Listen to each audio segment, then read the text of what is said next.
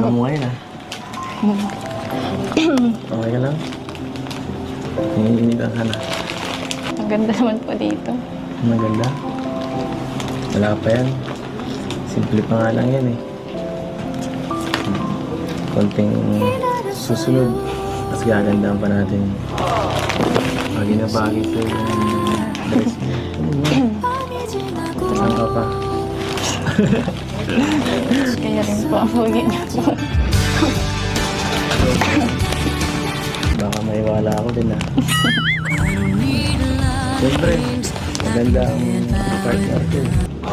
Kailangan nating humabol. Siya nga pala, happy 5th anniversary sa atin.